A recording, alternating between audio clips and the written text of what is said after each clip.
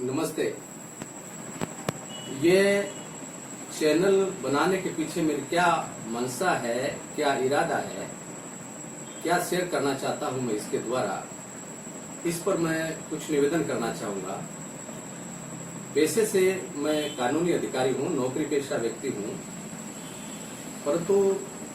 आध्यात्मिक रुझान मेरे विद्यार्थी जीवन से ही रहा है। उसमें बहुत से तजुर्बे भी मुझे रहे, बहुत सारे मित्रों के साथ मैंने उसमें काम किया है, बहुत कुछ शेयर किया है और उसी से इस चैनल का संबंध है। और जब मैं आध्यात्मिक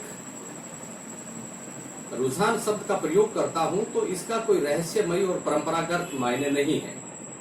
जैसे आत्मा परमात्मा की खोज तथा कथित समाधि के साथ द्वार या और आम जीवन में सजगता से और प्रेम के साथ आपस में संबंधों में जीते हुए हम अपने बाहरी और भीतरी जीवन के जो रहस्य हैं उनको कैसे महसूस करते हैं, उनमें अन्वेषण कैसे करते हैं। ये जो रहस्य है भीतरी और बाहरी जीवन का, उसमें हम रोज क्या सीखते हैं, उनको कैसे समझते हैं, किस कला से समझते हैं, इससे अर्थ है मेरा आध्यात्मिक रुझान का। इसलिए इसका कोई कृपया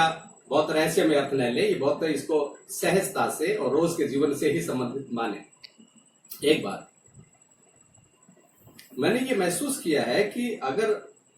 मनुष्य के भीतर वाकई कोई गहरी समझ आती है, कोई प्रेम आता है, वो दूसरों के साथ अगर उसको शेयर करना चाहता है तो वह सिर्फ संस्थागत काम के द्वारा, संगठनात्मक काम के द्वारा अगर वो उसको करे तो उसको कभी सच्चे अर्थों में खुशी महसूस नहीं होती। कहीं न कहीं हमको ये लगता है कि संस्थागत काम में, संगठनात्मक काम में एक ढांचा पकड़ जाता है सारी चीजों का। किताबें छप जाती है, अनुवाद हो जाते हैं, व्यवस्थागत कार्यक्रम होने लगते हैं, मगर वहां जो एक वातावरण बनता है उससे लोगों के मस्तिष्क में भी एक ढांचा ही तैयार होता है। वहां कोई एक मनुष्यों के मनों में स्वतंत्रता और सहज अन्वेषण और एक आपस में प्रेम और ये सारी चीजें और एक स्वतंत्र और इंटेलिजेंट जो एक बुद्धिमत्ता की जो बात है वो उसमें पैदा नहीं होती। इसलिए मेरे देखे ये सारे जो आध्यात्मिक आयोजन चल रहे हैं, वो चाहे किन्हीं भी गुरुओं के द्वारा हो, कितने ही बड़े हो, उनके चाहे बड़ी संस्थाएं उनके पास हो, संगठन हो, मगर वो जो मुख्य लक्ष्य है उसमें बिल्कुल नाकामयाब हो रहे हैं, विफल हो रहे हैं। इसलिए हो रहे हैं कि वो सारा का सारा एक ढांचागत है, उसमें एक सहज खुशी की कोई बात नहीं है, साझा करने की कोई बात नहीं है, कोई बोले जा रहा है, कोई सुने जा रहा है और सारा का सारा एक अनुयायियों का वर्ग खड़ा हो जाता है वहां पर। इसलिए वो जो मूल लक्ष्य है उससे ही भटकना हो जाता है। मगर इसके लिए भी हम खुद ही जिम्मेदार हैं।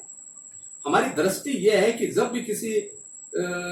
व्यक्ति में आध्यात्मिक ज्ञान होगा तो वह तुरंत कोई कोई संगठन बनाएगा, लोगों को अपने अनुयायी बनाएगा, बहुत सी किताबें लिखेगा और बहुत सारा दुनिया भर का प्रचार करेगा। ये जरूरी नहीं है, ये बिल्कुल ही जरूरी नहीं है। हो सकता है कि वो आदमी अपने सिर्फ नजदीकी लोगों में ही उस बात की शेयरिंग करे। जैसे हम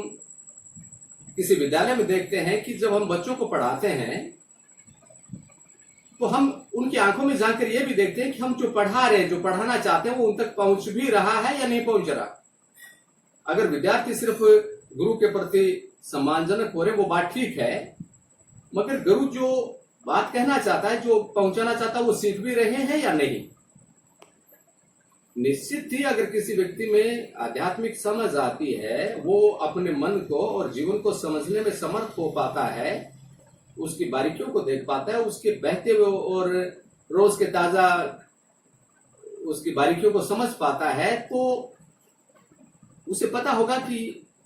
ये किसी ढांचे की बात नहीं है और हम किसी भी संस्थागत ढांचे में इसको कम्युनिकेट नहीं कर सकते। तो एक तो ये जो मेरी दृष्टि है इसको मैं जोड़ना चाहता हूं। और बेटर कम्युनिकेशन की जो बात है, हम लोगों ने मित्रों के साथ, मैंने फेसबुक पर भी काम किया है, व्हाट्सएप ग्रुप्स में भी किया है, फोन पर भी किया है, और सामूहिक चर्चा में और संवाद में भी हम लोग भाग लेते रहे हैं।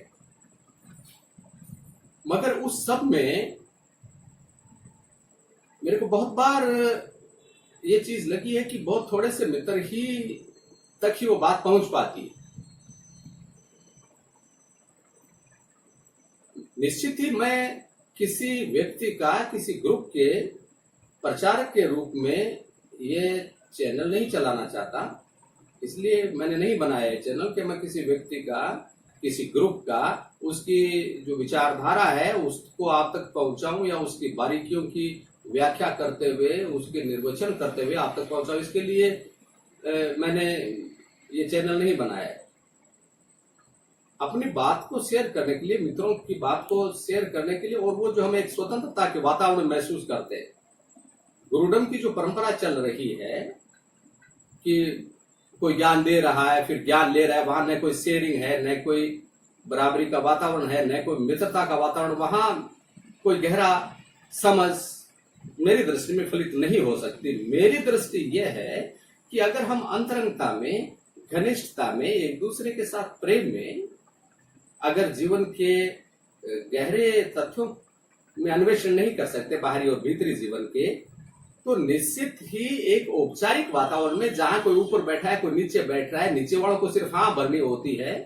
और कोई प्रश्न नहीं उठाए जाते, उन बात को निरंतर दोहराया जाता रहा, प्रचार किया जाता, वैसे वातावरण में कोई भी गहरी समझ, एक रूपांतरकारी समझ जो उसके मन की जड़ों को बदल दे, ऐसी वहां पैदा